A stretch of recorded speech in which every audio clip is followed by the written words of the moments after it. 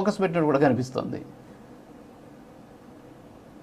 అసలు కరుణాకర్ రెడ్డి గారు బిఆర్ నాయుడు గారి మీద వ్యక్తిగతంగా టార్గెట్ పెట్టారు అన్నటువంటి మాట అసంబద్ధం సార్. ఎందుకంటే కరుణాకర్ రెడ్డి గారి స్థాయి వేరు, బిఆర్ నాయుడు గారి స్థాయి వేరు.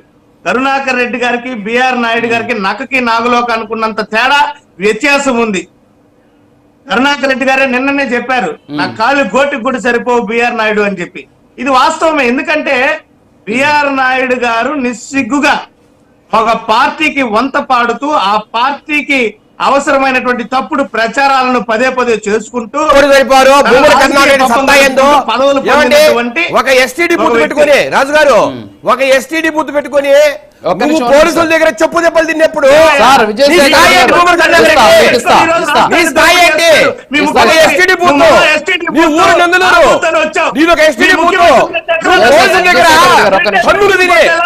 బూట్ల దెబ్బలు తిని వాళ్ళ బూట్లు నాకి కరుణాకర్ రెడ్డి కరుణాకర్ రెడ్డి స్థాయి ఉందా అని ఆయన పోటీ సరిపోయట. మీరు విజయశేఖర్ రెడ్డి గారు ఆయన మాట్లాడనివ్వండి ప్లీజ్.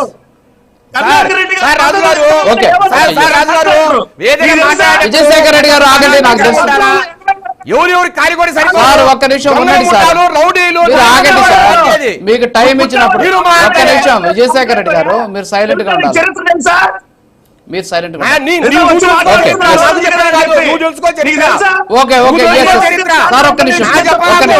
నేను తిరుపతి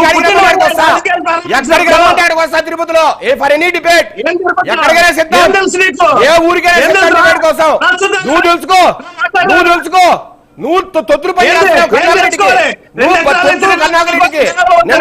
జనసేన నుంచి పోయి నువ్వు తొత్తు పని చేస్తున్నావు.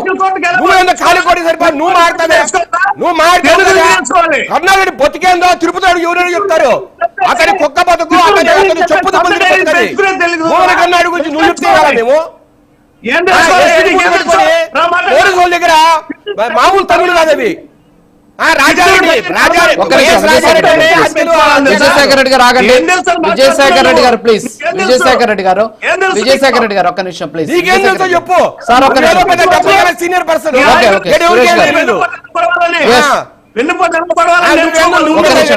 సీనియర్ పర్సన్ విజయశేఖర్ రెడ్డి గారు నా వాయిస్ ఓకే చూసాను.